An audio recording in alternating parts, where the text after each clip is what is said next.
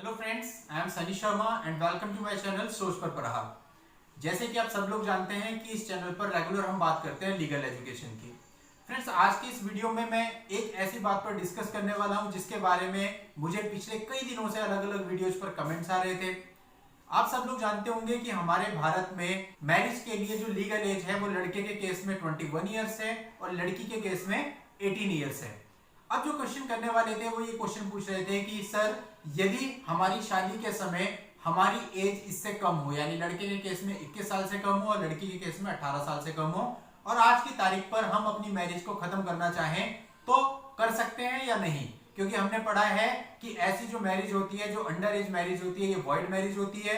और void marriage की जो हमने वीडियो देखे हैं या फिर हमने हिंदू मैरिज एक्ट में पढ़ा है वो ये है कि वॉइड मैरिज अपने आप में शून्य होती है, उनका कोई एक्सिस्टेंस नहीं होता और उसके लिए डाइवोर्स की जरूरत नहीं होती। तो ऐसे केस में अब हम दूसरी शादी करना चाहते हैं तो बिना डाइवोर्स के कर सकते हैं या नहीं। तो यहां मैं आपको बताना चाहूंगा, दूसरी शादी करना यानी बहुत बड़ी बात है, क्योंकि इसमें अगर आप गलती करते हैं तो आपको 7 साल तक की बहुत बड़ी सजा भी हो सकती है।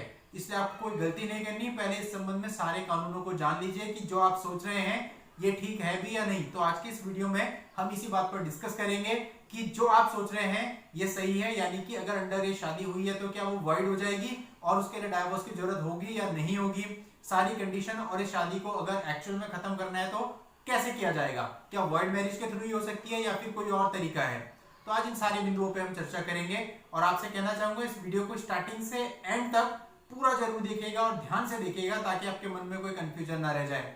ये बहुत सारे लोगों के लिए बहुत इंपॉर्टेंट वीडियो होने वाला है। तो आगे बढ़ने से पहले आपसे कहना चाहूंगा कि यदि आप हमारे चैनल पर नए हैं और आपने अभी तक हमारे चैनल को सब्सक्राइब नहीं किया है तो सब्सक्राइब जरूर कर लें और नोटिफिकेशन आइकन पर क्लिक कर लें ताकि जब भी मैं ऐसी कोई वीडियो लेके आऊं उसकी सूचना आपको सबसे पहले मिले।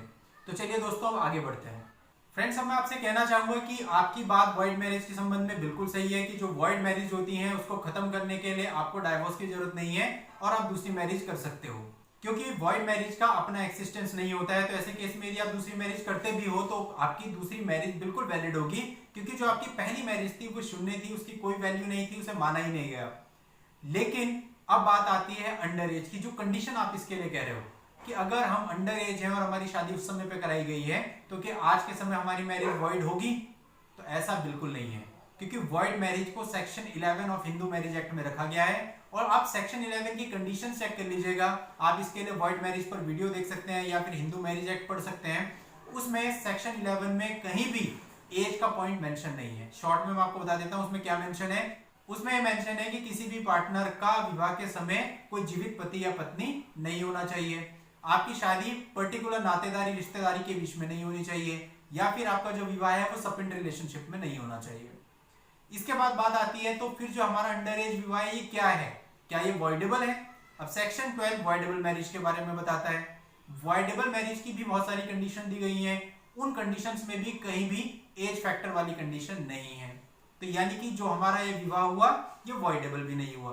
अब ये वॉइड और वॉइडेबल मैरिज कौन सी होती हैं, इस पर मैंने डिटेल्ड वीडियो बनाई है और उनका जो लिंक है मैं नीचे डिस्क्रिप्शन में दे दूंगा। आप वहां जाकर इन वीडियोस को देखकर इसकी पूरी जानकारी ले सकते हैं। अब क्वेश्चन ये आया कि जो हमारी मैरिज है अंडर एज वाली, ये ना तो वॉइड हुई ना तो वॉइडेबल हुई, तो फिर ये कौन सी कैटेगरी में जाएगी। तो दोस्तों, आपकी जो मैरिज है ये इनवैलिड मैरिज होगी, क्योंकि हिंदू मैरिज एक्ट का सेक्शन 5 ये कहता है कि एक वैलिड मैरिज होने के लिए जो वर है उसकी आयु 21 वर्ष और वधु की आयु 18 वर्ष होनी जरूरी है। तो आपने इसका वायलेशन किया, इस रूल का उल्लंघन किया, इसलिए आपकी मैरिज इनवैलिड होगी, इलीगल होगी। अब नेक्स्ट क्वेश्चन जो आपका आएगा वो ये होगा, तो सर क्या हम इस इनवैलिड मैरिज को खारिज करवा सकते हैं, कुछ ऐसा है कि हमें डाइवोर्स ना लेना पड़े। तो मैं आपको बता देता हूं कि इस मैरिज को आप खारिज कब करवा सकते हैं। इसके लिए आपको एक उदाहरण लेना पड़ेगा। मान लीजिए एक लड़की की शादी होती है और उसकी एज 16 वर्ष है, यानी कि वो अंडर एज है, उसकी एज 18 वर्ष होनी चाहिए लेकिन 16 वर्ष है और उसकी मैरिज हो जाती है। अब कई बार ये मैरिज होता है फोर्सफुली कराई गई हो, घर वालों ने जबरदस्ती से कराई हो, या जो भी कंडीशन रही हो, ये लड़की इस मैरिज को खारिज कराने के लिए पिटीशन फाइल कर सकती है। इसी तरह से अगर लड़के की अंडर मैरिज शादी हुई है तो वो भी उस मैरिज को खारिज कराने के लिए पिटीशन फाइल कर सकता है, लेकिन केवल तब तक जब तक उस लड़की ने अपनी आयु पूरी नहीं कर ली है। यानी कि जब तक वो लड़की 18 साल की नहीं हो जाती है, तो वो जो 16 साल से 18 साल की एज के बीच का पीरियड है, केवल उसी पीरियड में वो इस मैरिज को इनवैलिड कराने के लिए कोर्ट में पिटीशन फाइल कर सकती है। ऐसा बिल्कुल नहीं है कि मैरिज को तो 10 साल हो गए और आज आप कहते हैं कि हम अपनी मैरिज को इनवैलिड घोषित करवा लेते हैं। तो ऐसा बिल्कुल नहीं हो सकता, चाहे लड़के का केस हो चाहे लड़की का केस हो। तो यानी कि ऐसे केस में आप अपनी मैरिज को खारिज नहीं करवा सकते, खत्म नहीं करवा सकते। और अगर आप खत्म करवाना चाहते हैं तो फिर उसका सॉल्यूशन क्या है? उसके लिए आपके पास डाइवोर्स के ऑप्शन है। अब डाइवोर्स में भी कई सारे ऑप्शंस होते हैं जिन पे मैंने अलग अलग वीडियो बनाई है, उनका लिंक भी मैं नीचे डिस्क्रिप्शन में दे दूंगा। तो अगर आप अपनी मैरिज को खत्म करना चाहते हैं तो डाइवोर्स के बारे में पूरी जानकारी लीजिए और केवल डाइवोर्स का ऑप्शन ही है जिससे आप अपनी मैरिज को खत्म करवा सकते हैं। और यदि कोई ऐसे लड़का या लड़की इस वीडियो को देख रहे हैं जिनकी अभी अभी रिसेंटली मैरिज हुई है और लड़के के केस में उसकी एज अभी 21 साल से कम है, या फिर लड़की के केस में उसकी एज अभी 18 साल से कम है और वो अपने विवाह को खत्म कराना चाहते हैं, तो उनके पास अभी एक ऑप्शन अवेलेबल है। और जैसे कि मैंने बताया, ये ऑप्शन केवल तभी तक अवेलेबल है जब तक आपकी एज कंप्लीट नहीं हो जाती। तो अगर आपको इसका यूज करना है तो जल्दी कर लीजिए। अब मैं आपको इसका कानून बताता हूं।